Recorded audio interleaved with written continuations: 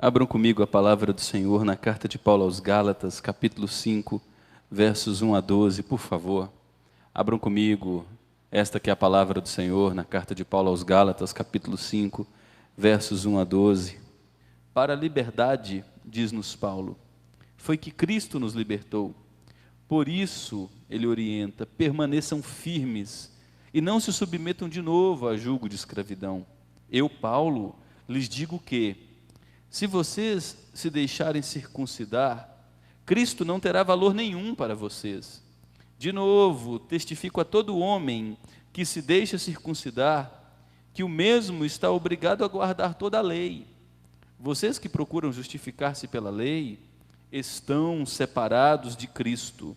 Vocês caíram da graça de Deus, porque nós, pelo Espírito, aguardamos a esperança da justiça que provém da fé, porque em Cristo Jesus nem a circuncisão, nem a incircuncisão tem valor algum, mas a fé que atua pelo amor. Vocês vinham correndo bem. Quem foi que os impediu de continuar a obedecer à verdade? Esta persuasão não vem daquele que o chamou. Um pouco de fermento leveda toda a massa.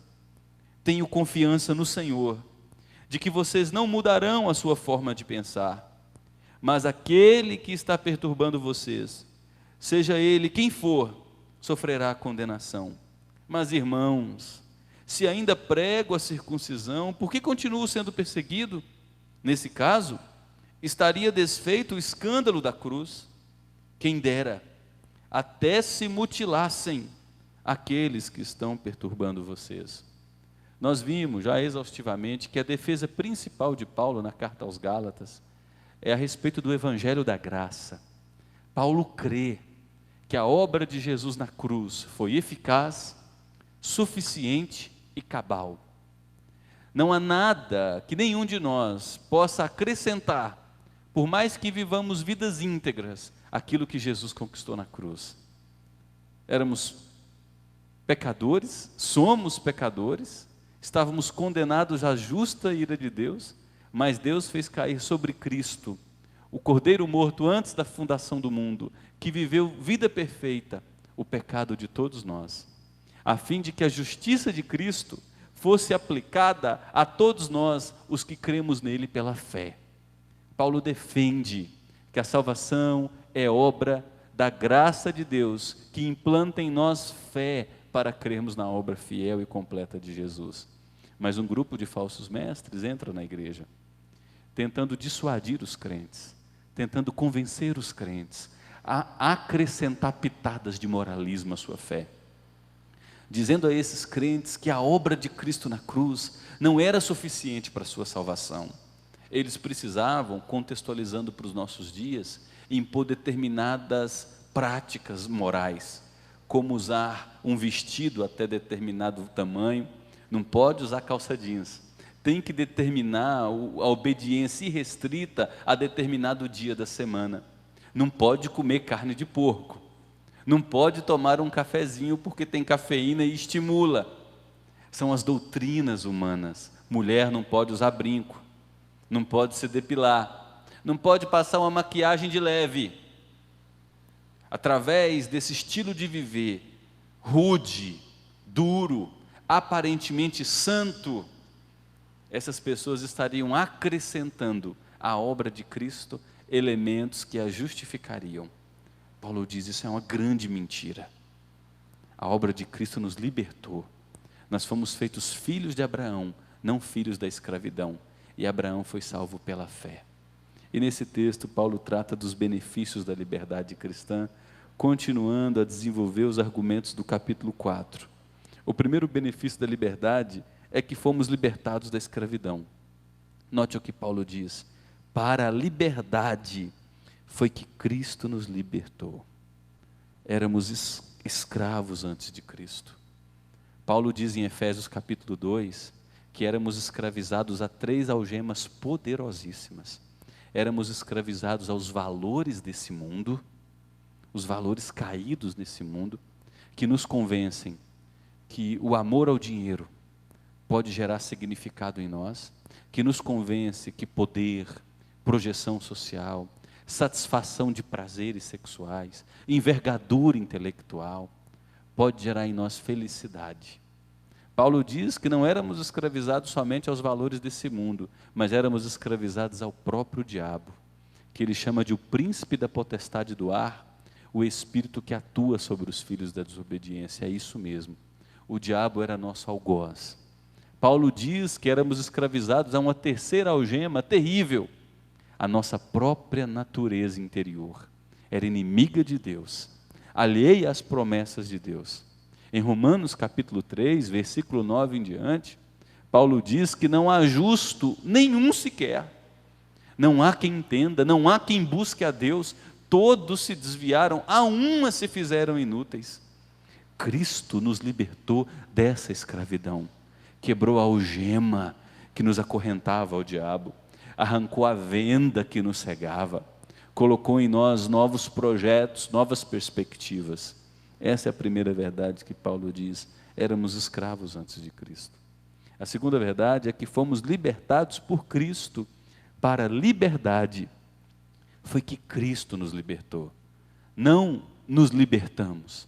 Não foi nosso estilo moralista de viver, religioso de viver, que alcançou qualquer mérito diante de Deus. Foi a obra do Cordeiro inocente que se fez maldição em nosso lugar, que nos reconectou a Deus. Foi por nós que Jesus orou, foi por nós que Jesus morreu, foi para nós que Ele lavou os pés dos discípulos, viveu vida perfeita em obediência a toda a lei de Deus com um único propósito: resgatar todos aqueles que estavam mortos em delitos e pecados. Foi Cristo. Não temos parcela nenhuma em nossa salvação. Em Efésios 2, Paulo diz que até a fé que julgamos ter é uma dádiva de Deus. Não somos salvos pela prática das boas obras, somos salvos pela fé. E Paulo diz, e isto não vem de vós, é um presente de Deus, porque mortos não conseguem crer. Quem está morto não consegue desenvolver vontade e ação. Deus nos regenerou, arrancou de nós coração de pedra e colocou em nós coração de carne. Isso significa que Deus colocou em nosso coração olhos espirituais, para, ao ouvirmos a mensagem do Evangelho, termos nosso coração aquecido, ficarmos convencidos do nosso pecado e da nossa distância de Deus, e ao olharmos para Cristo e sua obra na cruz e ressurreição, nos rendermos em fé inteiramente a Ele. Foi Cristo que nos libertou, é Cristo que nos mantém, e é Cristo que nos levará em segurança até o fim. E Paulo disse que por tudo isso nós precisamos manter nossa liberdade em Cristo. Foi para a liberdade que Cristo nos libertou. Por isso, olha o que ele diz: permaneçam firmes e não se submetam de novo a jugo de escravidão. Antes da salvação, todos éramos escravos. Essa igreja, aos Gálatas, era escrava. Agora, quando Cristo nos libertou, Ele quebrou o poder do pecado, quebrou a atração do pecado sobre nós, quebrou o jugo do inferno e nos tornou livres nele. Não chegam a dizer que nós somos escravos de Deus, não. Um grupo de judeus do século I cria que quando Deus livrou Israel da escravidão do Egito, Deus inseriu Israel debaixo de seu jugo, ainda que jugo de amor, como seus escravos. Mas não, nós não somos escravos mais. Nós fomos alforriados de qualquer tipo de opressão. Escravidão pressupõe opressão. Nós fomos libertados para amar a Deus, fomos libertados para dizer não ao pecado, fomos libertados para seguir uma vida que olha para a palavra de Deus e a considera deliciosa, aprazível, doce, sábia. Nós fomos libertos. E Paulo disse, olha, permaneçam firmes. Por que ele pressupõe isso? Por que ele nos dá essa ordem, permaneçam firmes? Porque Paulo pressupõe que os falsos mestres, eles rondam as nossas vidas. O falso ensino, propagado pelo WhatsApp, YouTube, Instagram, Facebook, púlpitos da igreja brasileira, espalhados por todas as cidades, a voz doce, os argumentos bem elaborados, travestidos de piedade, mas que só adoram ao homem, só cultuam ao homem. 7 receitas para uma vida feliz, 9 dicas para a construção de um casamento saudável, 7 dicas para vencer todo tipo de crise, tudo centralizado no homem, tudo centralizado no homem, tudo centralizado no homem. Paulo diz: cuidado, esses embustes, essas armadilhas, estão o tempo todo assediando a igreja, o tempo todo assediando a sua vida. Fique atento, mantenha a sua liberdade. Há muita gente querendo te escravizar de novo. Então, o primeiro benefício é que fomos libertados da escravidão. Mas Paulo não para por aí. Ele diz que o segundo benefício, não podemos nos sujeitar outra vez à escravidão, já expliquei esse ponto para vocês. O segundo benefício é que fomos resgatados do legalismo. Note os argumentos de Paulo no verso 2. Eu, Paulo, lhes digo que se vocês se deixarem circuncidar, Cristo não terá valor nenhum para vocês.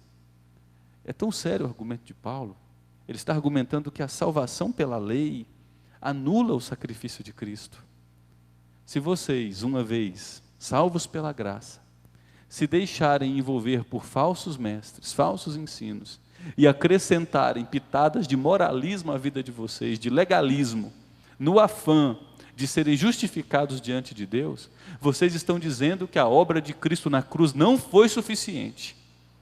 Vocês estão anulando a obra de Cristo na cruz.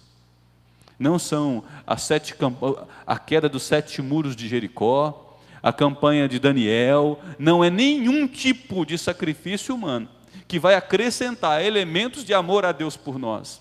Deus nos ama apesar de sermos pecadores, porque Ele nos amou antes da fundação do mundo, e na eternidade o Pai, o Filho e o Espírito Santo elaboraram um projeto de redenção, um projeto de salvação, um projeto para nos alcançar. E quando a gente olha para a salvação pela graça e dizemos: ok, é linda, mas precisamos adicionar elementos. Isso é muito sutil, porque quando alguém diz adicione elementos, você fala: poxa vida, tem cara de piedade, é travestido de piedade, mas você está dizendo que a cruz não é suficiente. A salvação pela lei traz um grande problema. Ela exige obediência completa à lei. Note o verso 3. De novo, Paulo já havia ensinado isso à igreja. Testifico a todo homem que se deixa circuncidar, que o mesmo está obrigado a guardar toda a lei.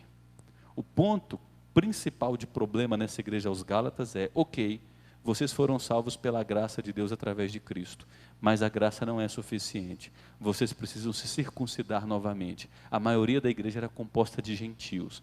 Os gentios não conheciam esse ritual da circuncisão, que era o 8º dia de vida, cortar o excesso de pele do órgão sexual masculino. Os gentios não conheciam esse ritual, era estranho a eles. E os judeus que estavam entrando na igreja diziam: vocês precisam se circuncidar para serem aceitos de verdade por Deus. Precisam obedecer a todos os rituais do Antigo Testamento, a guarda do sábado, a dieta alimentar, não pode comer determinado animal, não pode fazer isso, não pode fazer aquilo, tem que ir para Jerusalém, 3 festas anuais, tem que fazer isso, tem que fazer aquilo. Paulo diz: cuidado, porque a própria lei diz que aquele que obedece a maior parte, mas cai num ponto, se torna condenado por ter desobedecido a todos os outros pontos. Imagine só, você é uma pessoa honesta, marido de uma só mulher, esposa de um único homem, trabalhador, paga seus impostos, luta para sempre falar a verdade. Num vacilo você passa o sinal vermelho. Você está com pressa, atrasado para levar a menina na escola, aquela loucura. Deixou a menina na escola, chegou atrasado, tem que ir para o trabalho e já está atrasado. O sinal está verde, está indo. Você está ali a uns 50 metros, 60 por hora, o sinal ficou amarelo, vai, você eu vou. Só que quando você começou a ultrapassar, o sinal ficou vermelho, e você continuou, não dava mais para parar. Um guarda te para. Carteira de habilitação, por favor. Seu guarda, deixa eu explicar para o senhor. Eu nunca traí minha mulher. Ninguém nunca me pegou alcoolizado ao volante. Eu nunca matei ninguém. Eu pago meus impostos em dia. Esses argumentos, por mais bonitos que sejam, vai isentar você de tomar uma multa por ter cruzado um sinal vermelho? Tiago, capítulo 2, versos 9 a 11, diz que é assim com relação à lei. Quem quer alcançar méritos diante de Deus, fundamentado na lei, tem que obedecer toda. E é impossível obedecer à lei, porque a lei foi escrita para nos mostrar a santidade de Deus, o quanto Deus é perfeito em glória, pureza, perfeição, em todos os seus atributos. A lei foi escrita para revelar o quanto estamos distantes de Deus. A lei foi escrita para gerar em nós uma consciência de culpa. Somos culpados, porque todos somos transgressores da lei, e portanto a lei constrói uma ponte para nos ligar a Jesus Cristo. A lei prepara o caminho para aquele que vai obedecê-la por completo em nosso lugar. Nós não podemos confiar na lei, porque ela exige obediência completa, é perigosa. E por fim, Paulo diz, e esse argumento é sério, a lei termina em tragédia. Note o versículo 4, vocês que procuram justificar-se pela lei. Note que uma parcela da igreja já tinha sido assediada por esse falso ensino. O legalismo tinha entrado na vida da igreja. Vocês que procuram justificar-se pela lei, olha que argumento, estão separados de Cristo. Vocês caíram da graça. Alguns podem estar pensando, espera aí, nós não cremos na perseverança dos santos, que aqueles a quem Deus salvou, Ele os levará salvos até o fim. Nós cremos porque Paulo ensina essa doutrina. Paulo diz que o Deus que começou a boa obra em nós, há de completá-la até o dia de Cristo Jesus. O argumento de Paulo é escrito da perspectiva do homem. O homem que ouviu o Evangelho, se identificou com Cristo, chega a um determinado ponto da caminhada, ele diz, isso não é suficiente para mim, eu preciso acrescentar boas obras, humanismo ao negócio. Paulo está dizendo, essa pessoa caiu da graça, essa pessoa nunca foi salva pela fé por completo, ela sempre alimentou uma pitada de impiedade. É provável que essa pessoa nunca tenha experimentado a verdadeira salvação. Em terceiro lugar, um outro benefício da liberdade cristã é que Cristo gerou em nós fé. Cristo nos retirou da escravidão. Cristo nos libertou da punição da lei. E Cristo nos deu fé. A dádiva das dádivas, a condição de crer nele. No versículo 5, Paulo diz, porque nós, note que ele muda o argumento. Nos versos anteriores ele diz, vocês. Ele separa o joio do trigo, o bode das ovelhas. Aqueles que vivem pela fé dos que querem andar pela performance humana, pelas obras da lei. Vocês de um lado, agora nós. Porque nós, pelo Espírito, aguardamos a esperança da justiça que provém da fé. A fé, como presente que Deus nos deu, nos concedeu uma esperança que é real. Paulo diz que a obra da lei, aquele que procura agradar a Deus pela obediência às obras, se sente culpado o tempo todo. Nós que sabemos que nossa culpa foi levada em Jesus na cruz, vivemos vida livre, e agora olhamos para o futuro, olhando para o retorno de Cristo, dizendo, Maranata, vem Senhor Jesus, porque nós temos a certeza de que com o retorno de Cristo, as lágrimas serão enxugadas, as lembranças ruins das coisas passadas serão desfeitas, nós ressuscitaremos em corpos glorificados e incorruptíveis, reinaremos para todo sempre com o Senhor. Não haverá mais a possibilidade de morrer, a possibilidade de pecar, a possibilidade do mal se fazer presente na história eterna que virá para todo ser humano. A fé nos deu essa convicção. Aquele que procura alcançar o agrado de Deus pela observância à lei, vive com sentimento de culpa, porque acerta nos pontos, mas erra em vários outros, está sempre em dívida. É fardo pesado demais. Eu me tornei amigo recentemente de um rapaz que tem me ajudado no desenvolvimento de um projeto. Ele é membro de uma determinada comunidade aqui em Anápolis. Eu disse para ele: fulano, vamos fazer uma reunião amanhã à noite, para a gente alinhar todos esses detalhes. Ele disse: eu não posso, pastor, porque os 15 primeiros dias de janeiro, o meu pastor me obrigou, essa foi a expressão, o meu pastor me obrigou a participar de toda a campanha da igreja. E olha o que ele disse depois: e ai de mim, se faltar um dia dessa campanha. Eu disse: espera aí, mês de janeiro, você não está de férias? Estou. Sua esposa não está de férias? Está. Seu filho não está de férias escolares? Está. Você vai deixar de curtir a sua família, porque você tem que participar 15 dias, obrigatoriamente, porque alguém ordenou que você tem que participar, e se não participar, estará debaixo de maldição. É pesado. E você diz: ah, pastor, está fantasiando. Quem aqui veio do contexto pentecostal, neopentecostal, sabe que não tem nada de fantasia. Tem opressão, tem escravidão, tem ameaça, e a culpa é alimentada e retroalimentada o tempo todo. O pastor é o ungidão de Deus, é o santo dos santos, e ai daquele que questionar o ungido de Deus, está pecando diretamente contra Deus. A fé nos concedeu uma esperança real.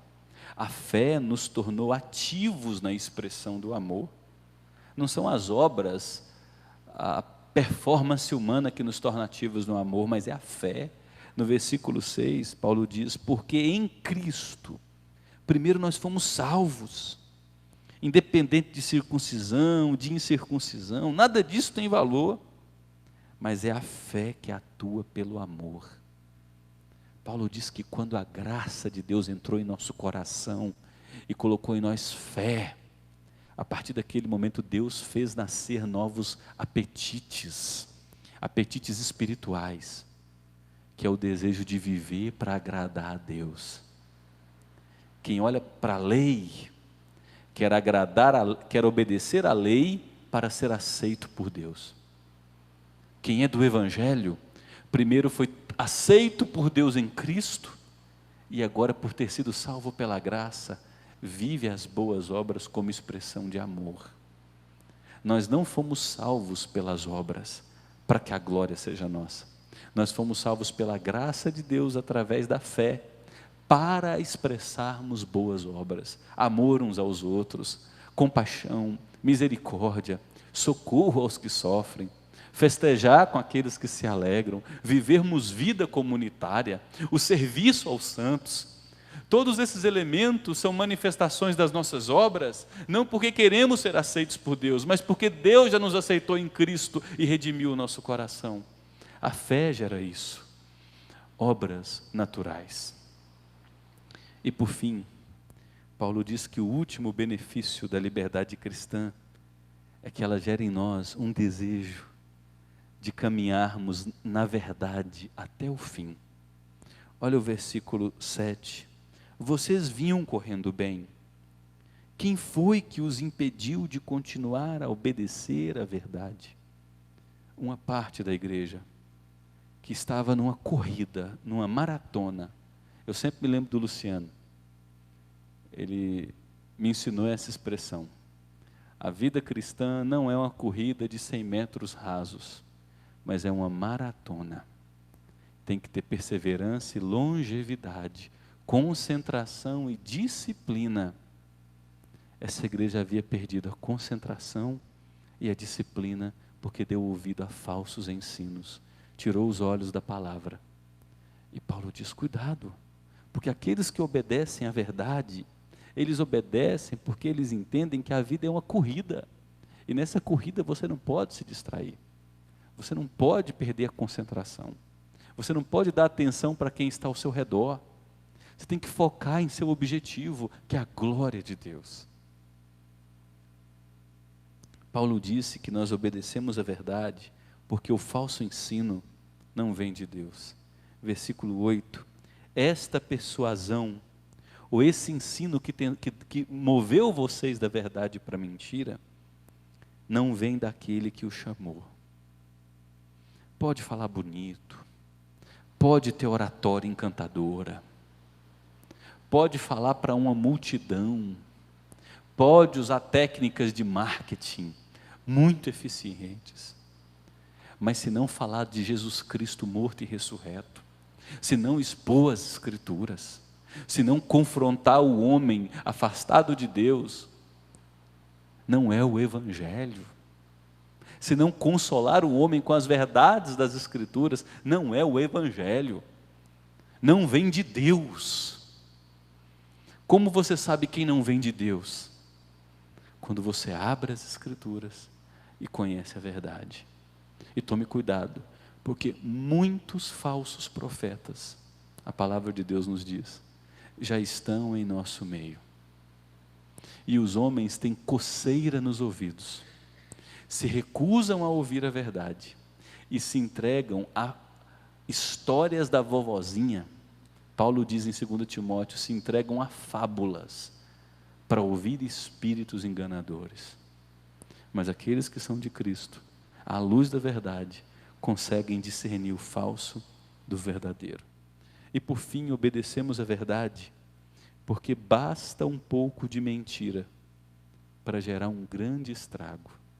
Olha no versículo 9, um pouco de fermento faz toda a massa crescer.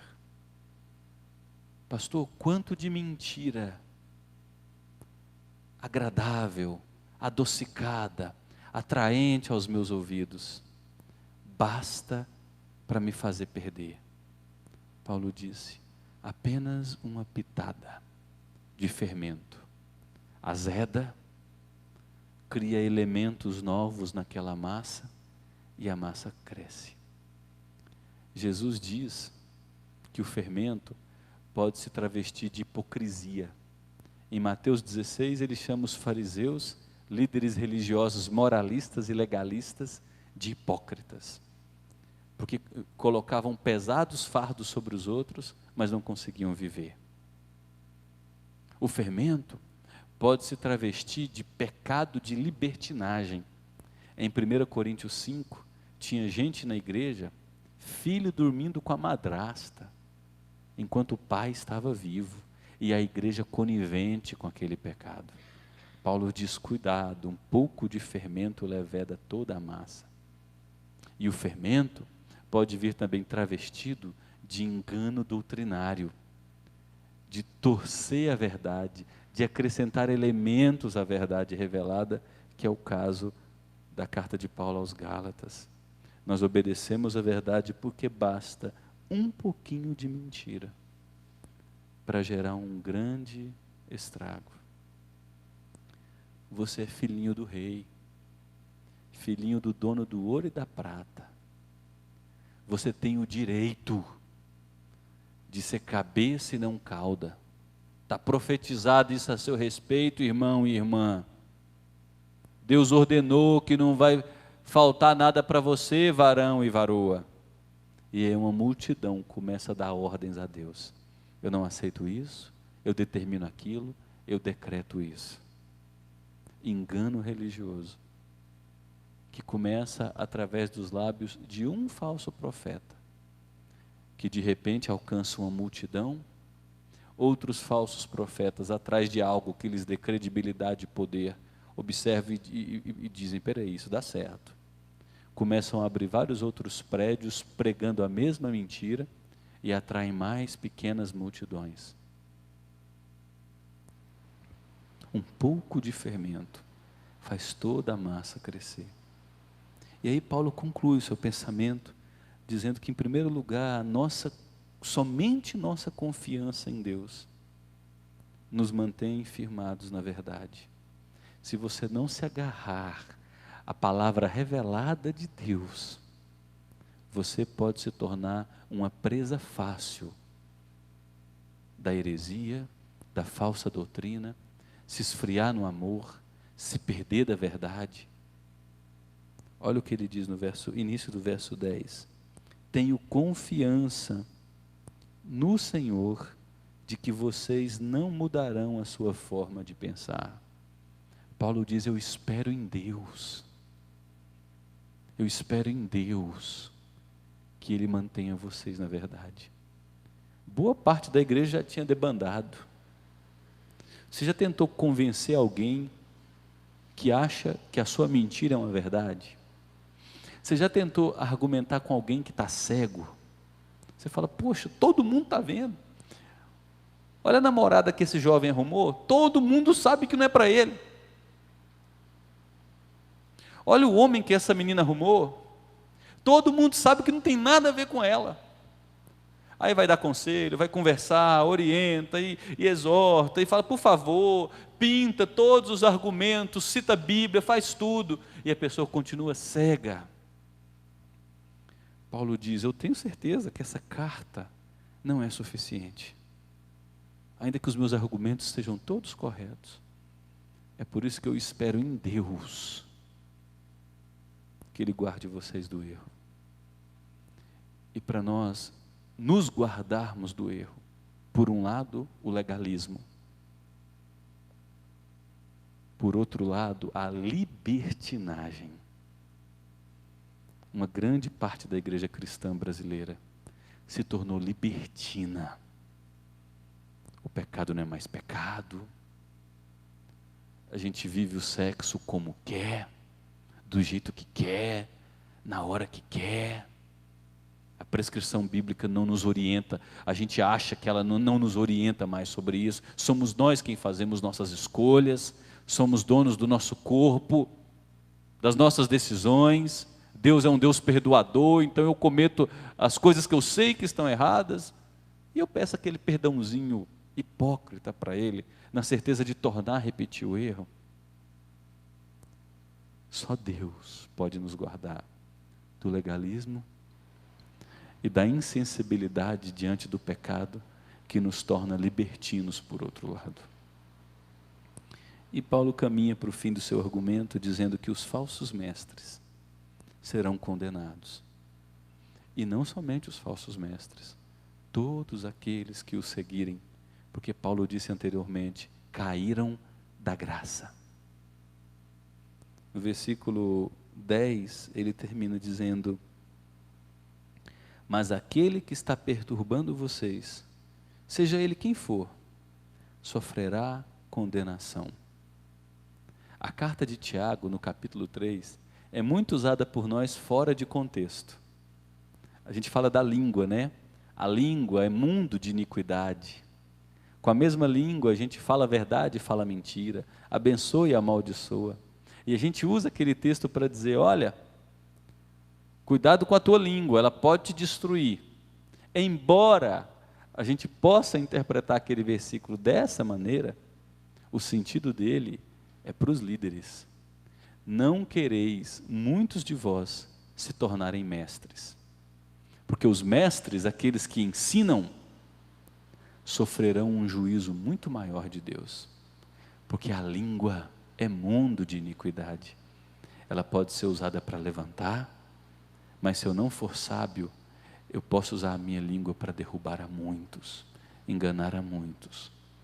Por isso que Paulo diz, os falsos mestres serão condenados. Serão condenados, em primeiro lugar, porque eles não passam de mentirosos. Versículo 11 diz, mas irmãos, se ainda prego a circuncisão, por que continuo sendo perseguido? Esses judeus que entraram na igreja, estavam mentindo a respeito de Paulo. Eles diziam, o apóstolo Paulo, ele falou da graça de Jesus para vocês, mas ele é circuncidado, ele é judeu de carteirinha, ele obedece toda a lei do Antigo Testamento. Ele vive justamente isso que a gente está pregando e ensinando para vocês. E Paulo diz, gente, isso é uma grande mentira. Porque se eu tivesse pregando um evangelho light, de que a cruz de Cristo não é suficiente, e de que eu posso agradar a Deus através das minhas obras, eu não estaria sendo perseguido como eu sou. Então os falsos mestres são mentirosos, canalhas. Tem um homem que era grande amigo do Edir Macedo. Ele foi muito respeitado na igreja presbiteriana por muitos anos como pregador, pastor de pastores.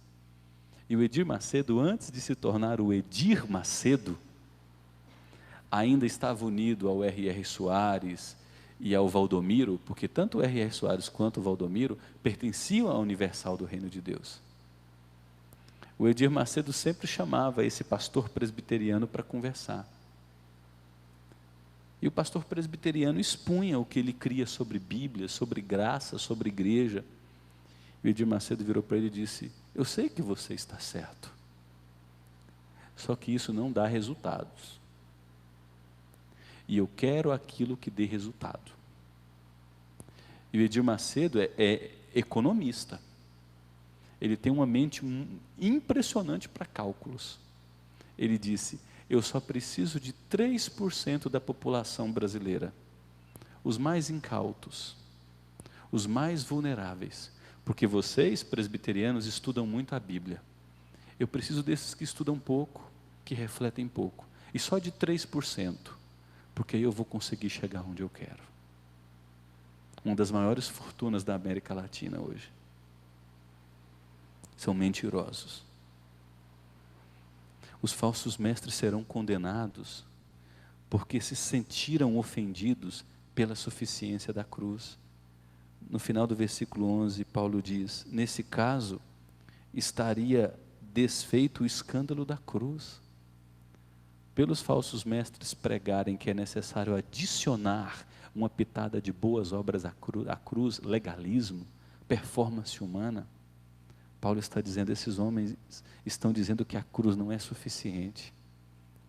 Eles se escandalizaram da cruz. E a cruz é um escândalo, porque a cruz está dizendo que nenhum ser humano consegue se salvar. A cruz está dizendo que nós somos malditos, afundados em pecado. A cruz está dizendo que Deus é nosso inimigo, que arde em ira por conta dos nossos pecados. A cruz está dizendo que nenhum de nós é justo, nenhum de nós consegue se conectar a Deus pelos seus próprios méritos. A cruz é um escândalo, porque a cruz expõe toda a falência humana e revela toda a suficiência única na pessoa de Jesus Cristo. A cruz é como a serpente de bronze levantada no deserto, quando os israelitas foram picados pela serpente. Só seria salvo quem olhasse para aquela serpente, só é salvo quem olha para a cruz. A cruz é um escândalo, porque as outras religiões dizem, ok, você quer ser budista? Pode ser. Você crê em pitada de espiritismo? Não tem problema. Você gosta de fazer uma rezinha Maria no final de semana? Também não tem problema. Você gosta de tomar um pouquinho além da conta para se divertir, esquecer seus problemas do dia a dia? Não tem problema. Você gosta de andar por esses lugares que você não devia estar andando? Não tem problema. Agora a cruz diz não, só há um mediador, só há um redentor, só há um salvador, só há um Cristo, só há um caminho, só há uma verdade, só há uma vida, e ninguém vem ao Pai senão por Ele. Escândalo. E os falsos mestres serão condenados porque se ofendem desse escândalo. E por fim, serão condenados porque merecem. É até redundante esse argumento. Merecem a condenação. Note como Paulo termina seu argumento. Quem dera até se mutilassem aqueles que estão perturbando vocês. Esses que perturbam vocês defendem a circuncisão. Pois é. Eles podiam pegar a faca, serem radicais nessa crença, e cortar tudo, se emascularem, eles poderiam levar até as últimas consequências, esses ensinos tolos, enganosos, que maltratam a igreja. Eles podiam era virar essa faca que eles estão apontando para os outros, a fim de circuncidá-los, e enfiarem essa faca até as últimas consequências. Paulo não está pregando a vingança, Paulo não está dizendo que está com ódio desses homens, Paulo está queimando em ira santa, por zelo à igreja, a igreja que creu, a igreja que foi salva de uma vida de idolatria e de engano, e não podia cair em outra escravidão. Paulo está ardendo em zelo como pregador da verdade, como pastor legítimo que era, porque desejava ver aquela igreja seguindo Jesus fielmente, conforme revelado em sua palavra, até o fim.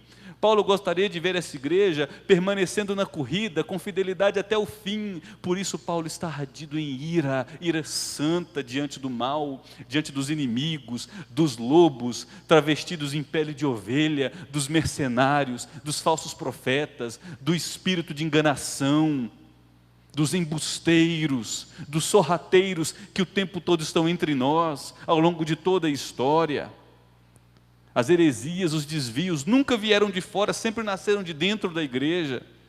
E Paulo queima em ira santa, é por conta desses.